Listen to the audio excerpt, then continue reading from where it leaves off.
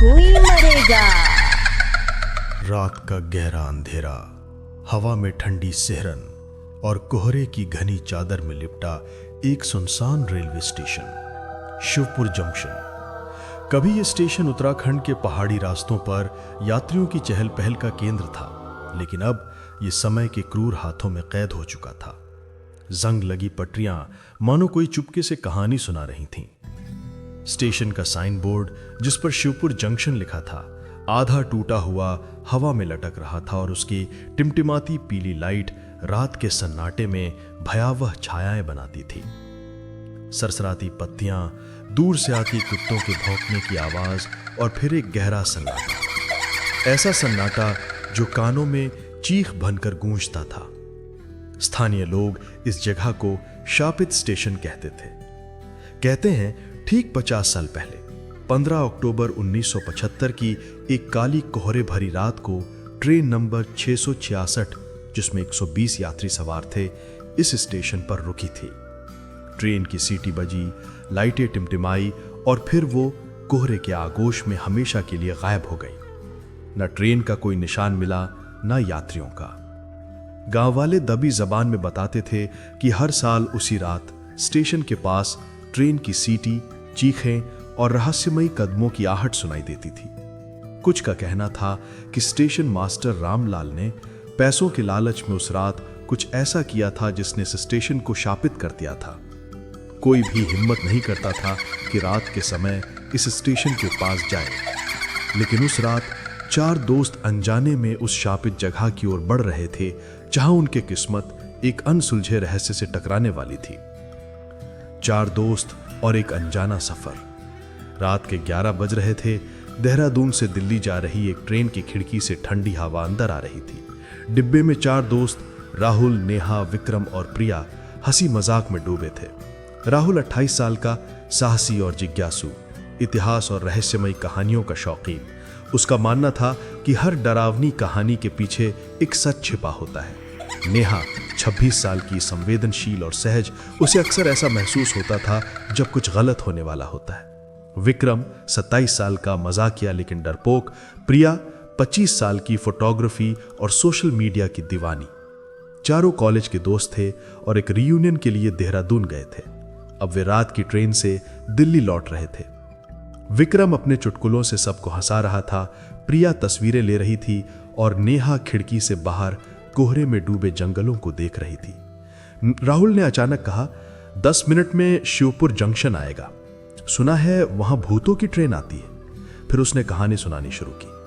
1975 में train number 666 यहां रुकी थी। स्टेशन मास्टर ने लिखा था कि ट्रेन बिना कारण रुकी और फिर कोहरे में गायब हो गई। कुछ कहते हैं कि रामलाल ने पैसों के लिए ट्रेन को गलत ट्रैक पर भेजा, जिससे हादसा हुआ। उसके बाद हर साल 15 अक्टूबर को वही ट्रेन दिखती है और जो कोई उस रात स्टेशन पर होता है वो लौटता नहीं। नेहा ने कहा, हमारी ट्रेन यहां क्यों रुक रही है? तभी ट्रेन झटके से रुकी, लाइटें टिमटिमाई, ठंडक फैल गई। कंडक्टर की आवाज आई, तकनीकी खराबी है, सुबह तक ट्रेन नहीं चलेगी, सभी यात्री शिवपुर जंक्शन पर उतरे। चारों प्लेटफॉर्म पर उतरे।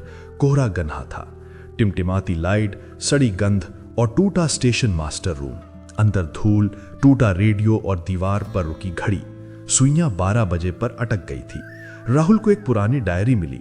कवर पर 1975 लिखा था। उसमें लिखा था, आज फिर वही आवाज सुनी। ट्रेन आई लेकिन कोई नहीं उतरा।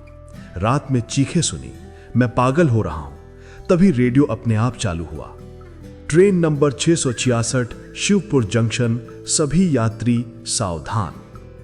लाइटें बुझ गए। टॉर्च की रोशनी में सफेद साड़ी वाली औरत दिखी, बिना चेहरा हिलाए, और फिर गायब हो गई। दीवार पर खून से लिखा था, तुम यहां क्यों आए? चारों भागे, पर उनकी ट्रेन गायब थी। फोन में सिग्नल नहीं था। प्रिया ने कैमरे की तस्वीरें देखी। उसमें वही औरत थी, लाल आंखों और डरावनी मुस्कान के साथ। नेहा ने कहा, हमें यहां से निकलना होगा। वे वेटिंग रूम में गए। वहां पुराने पोस्टर थे जिनमें लोगों की आंखें खाली थीं। विक्रम बोला, यह जगह शापित है। तभी नेहा ने देखा, वही औरत चिल्ला रही थी, मेरा बच्चा लौटा दो। तभी दरवाजे पर दस्तक हुई। एक बच्चे की आवाज आई, अंकल, मेरी माँ कहाँ है? राहुल ने दरवाजा खोला। बाहर कोई नहीं था। दूर से ट्रेन की रोशनी दिखी। राहुल बोला, शायद हमारी ट्रेन है, लेकिन वो जंग लगी पुरानी ट्रेन थी, नंबर 666। उसके दरवाजों से जलते हुए यात्री और वही औरत दिखी जिसने कहा, तुमने हमें बुलाया, अब साथ चलो।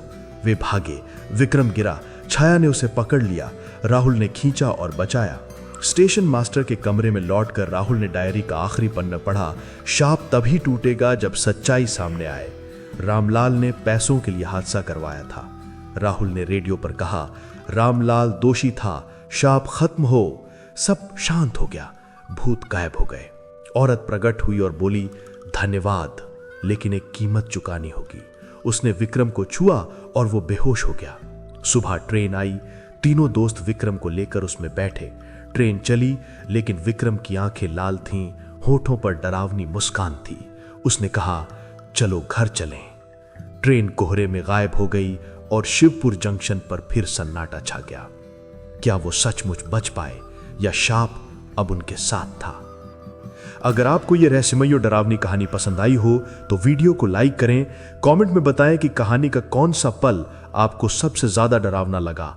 और ऐसे ही सिहरन भरे किस्से सुनने के लिए हमारे चैनल भयानक सच को सब्सक्राइब करना बिल्कुल ना भूलें, क्योंकि अगली रात